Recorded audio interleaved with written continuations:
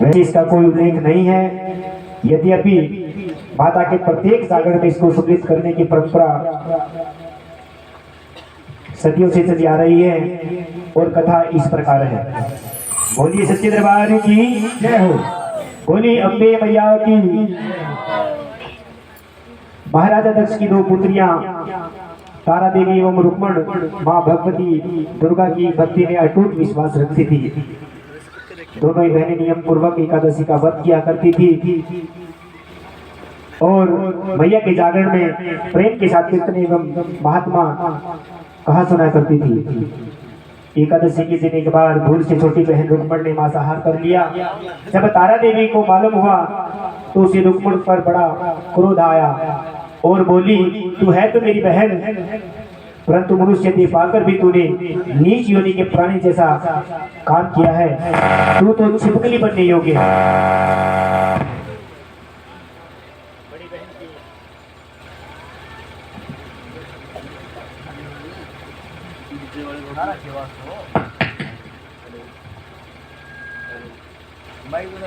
Hello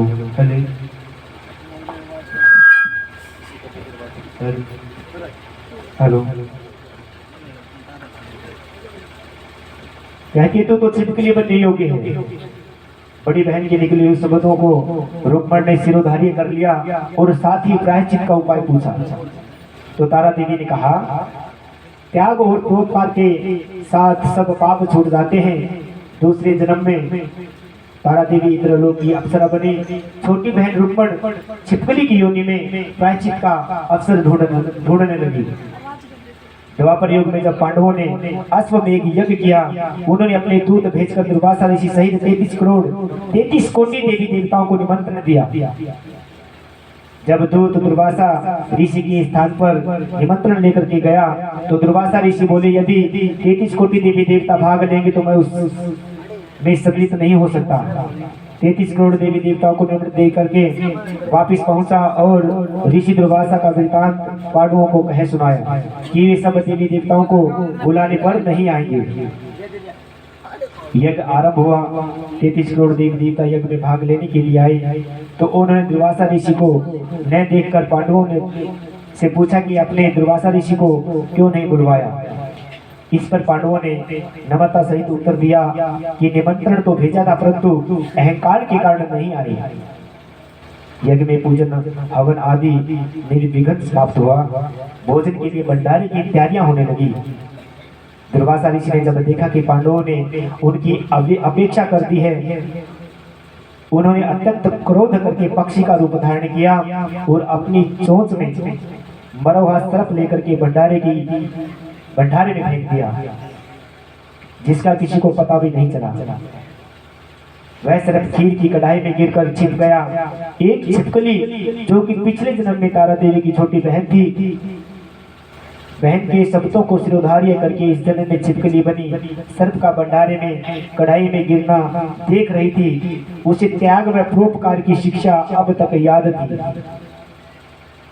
वह भंडार घर की दीवार पर चिपकी हुई समय की प्रतीक्षा कर रही थी। अनेकों लोगों के प्राणों के लिए उसने अपने प्राणों को न्योछावर करने का मन ही मन में निश्चय कर लिया।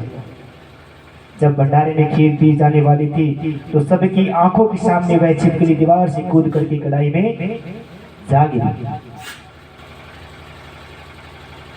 नादान लोग छिपकली को बुरा भला कहने लगे और कहते हुए खीर की कढ़ाई को खाली करने लगे। उसी समय उन्होंने उसमें एक मरे हुए सर्प को देखा।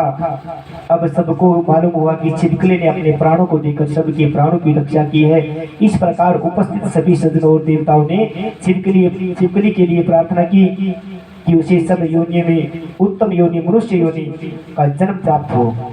बोलिए अम्बे मैया की, सच्चे दरबार की और मोक्ष प्राप्त करें। तीसरे जन्म में छिपकली राजा स्पर्श के घर कन्या बनी। दूसरी बहन तारा देवी फिर मनुष्य जन्म लेकर के तारावती के नाम से अयोध्या के प्रतापी राजा हरिश्चंद्र के साथ विवाह हुआ। दूसरी बहन रुक्मण ने जो पिछले जन्म में छिपकली थी, राजा स्पर्श के घर पर में जन्म लिया था। राजा स्पर्श ने ज्योतियों से कन्या की कुंडली बनवाई। ज्योतिषियों ने राजा को बताया कि कन्या राजा के लिए बड़ी हानिकारक है, अब शकुन ठीक नहीं है, अतः आप इसे मरवा दीजिए।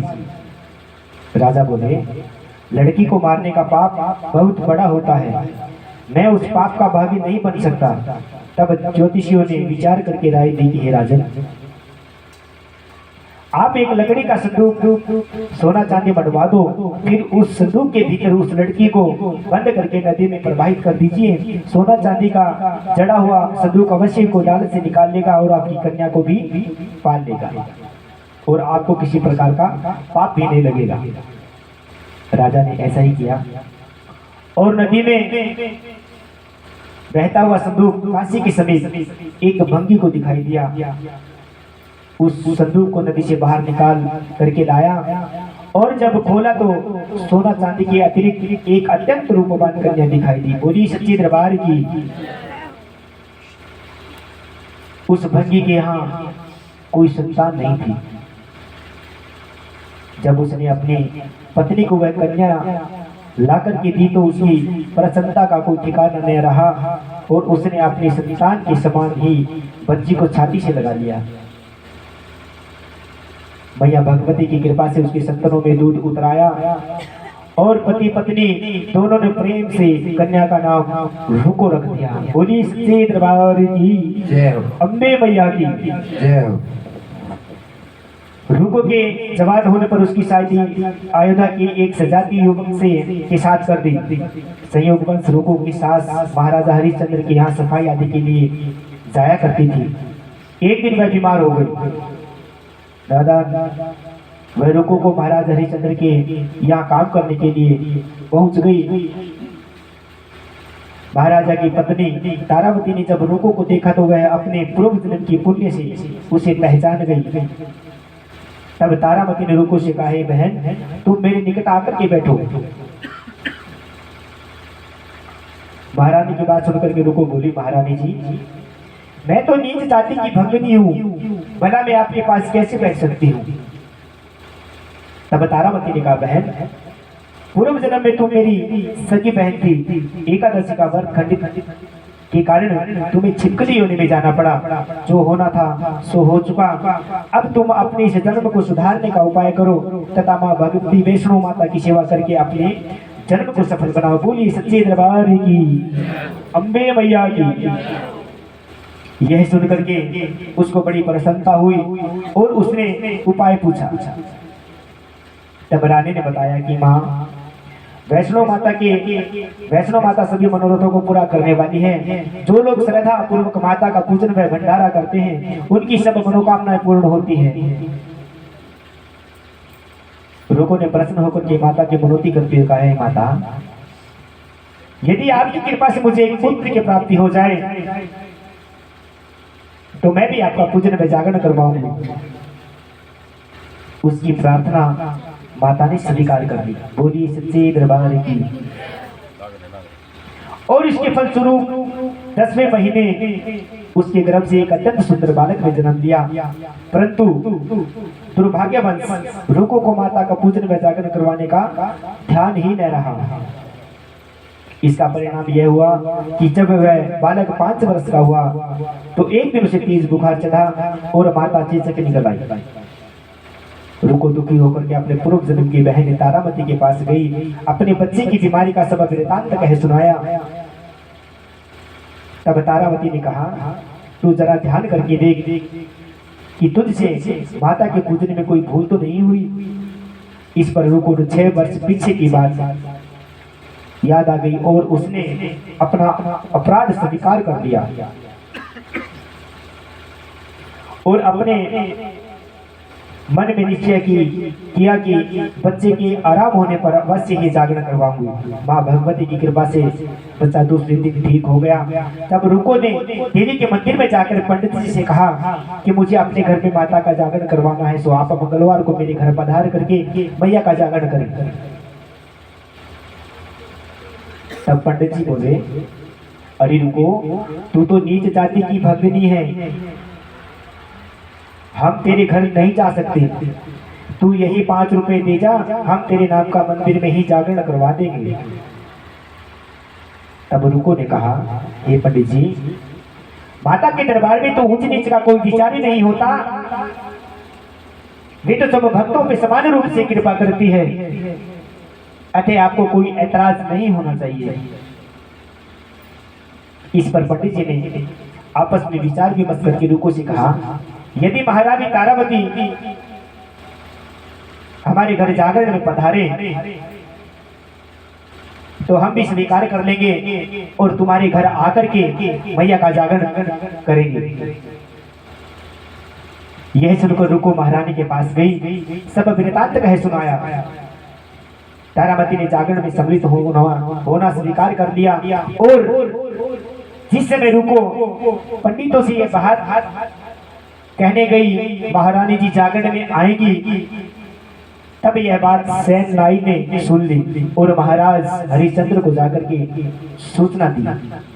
यह बात सुनकर के राजा ने सैन नाई से कहा कि ये तेरी सब बात झूठी है। महारानी भंगियों के घर जागरण में नहीं जा सकती। फिर भी परीक्षा लेने के लिए उसने रात को अपनी उंगली में थोड़ा सा चीरा लगा लिया और उसे नींद ताकि उनको नींद ना आए।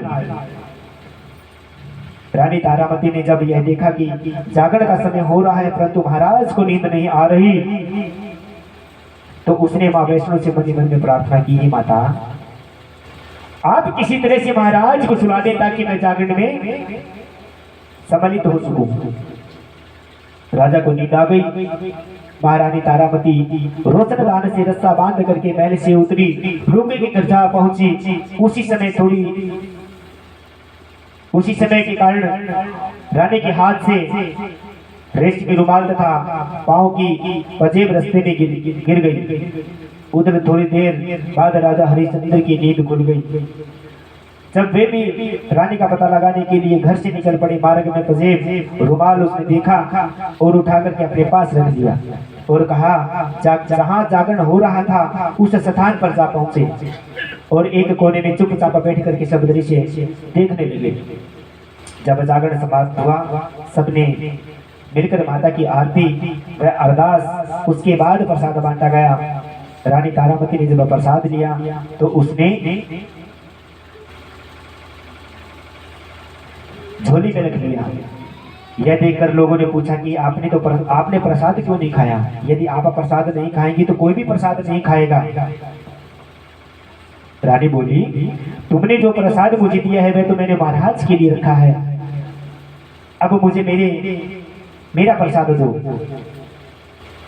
दूसरी बात, प्रसाद लेकर के तारामती ने खा लिया और उसके बाद सब भक्तों ने माता का प्रसाद खाया।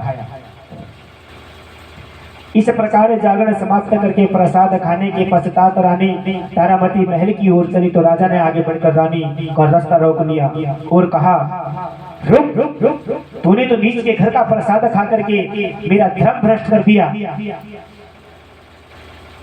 अब मुझे भी तू नीच कुल का बनाने की सोच रही है। तूने मेरी मर्यादा, मेरी प्रतिष्ठा का कोई ध्यान नहीं रखा। जो प्रसाद तू झोली में रखकर मेरे लिए लाई है उसे खिलाकर मुझे भी अपवित्र करना चाहती है। ऐसा कहते हुए जब राजा ने झोली की ओर देखा तो मां भगवती की कृपा से प्रसाद के स्थान पे उसमें चंपा, गुलाब, गेंदा के फूल, कच्चे चावल, सुपारियां दिखाई दी। बोली सच्चे दरबार की अम्बे मैया की, झोली भरने वाली मैया की, बोली सच्चे दरबार की। यह चमत्कार देख करके राजा को बड़ा आश्चर्य हुआ। राजा हरिश्चंद्र रानी तारामती से को लेकर के महल में आए। वहां रानी ने जवाबा मैया की शक्ति से बिना किसी माचिस या चमक के पत्थर की सहायता लिए बिना राजा को अग्नि प्रज्वलित करके दिखाई। जैसे ही देखकर राजा का आश्चर्य बढ़ गया और उसके मन में भी देवी के प्रति विश्वास तथा श्रद्धा जाग उठी। उसके बाद राजा ने रानी से कहा कि मैं माता का प्रत्यक्ष दर्शन करना चाहता हूँ। रानी बोली, प्रत्यक्ष दर्शन करने के लिए बहुत बड़ा त्याग होना चाहिए। यदि आप अपने पुत्र रोहित की बलि दे सके तो आपको दुर्गा देवी प्रत्यक्ष दर्शन दे सकती है। राजा के मन में तो देवी के दर्शन करने की सच्ची लगन हो गई थी। राजा ने पुत्र का मोह त्याग करके रोहित का सिर धड़ से अलग कर दिया।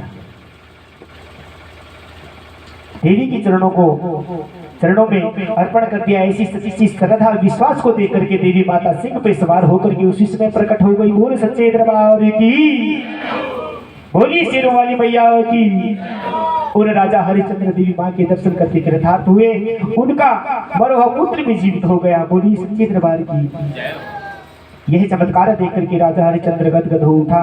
उन्होंने विधि पूर्वक माता का पूजन करके अपने अपराधों की क्षमा मांगी। सुखी रहने का आशीर्वाद देकर के माता अंतर ध्यान हो गई।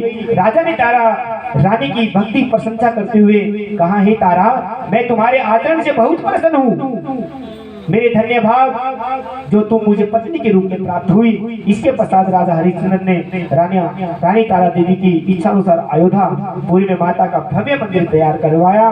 आयु पर्यंत सुख भोगने के पश्चात राजा हरिश्चंद्र रानी तारा देवी को रुक्मण भंगनी तीनों ही मनुष्य योनि को छूटकर देवलोक को प्राप्त हुए। माता के जागरण में तारा देवी की इस कथा को जो मनुष्य भक्ति पूर्वक पढ़ता है या सुनता है, उसकी सभी मनोकामनाएं पूर्ण हो जाती है एवं सुख समृद्धि, शत्रुओं का नाश एवं सर्व मंगल होता है। इस कथा के बिना जागरण अधूरा माना जाता है। बोली सच्ची दरबार की, अम्बे मैया की, दुर्गे मैया की, झोली भरने वाली मैया की, भूल चूक माफ करने वाली मैया की। बोलिए दुर्गे मैया की। आइएगा एक भजन।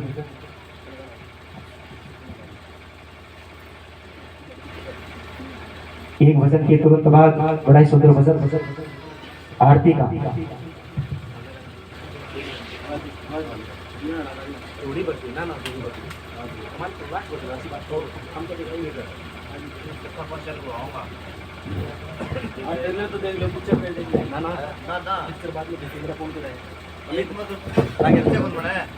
फोन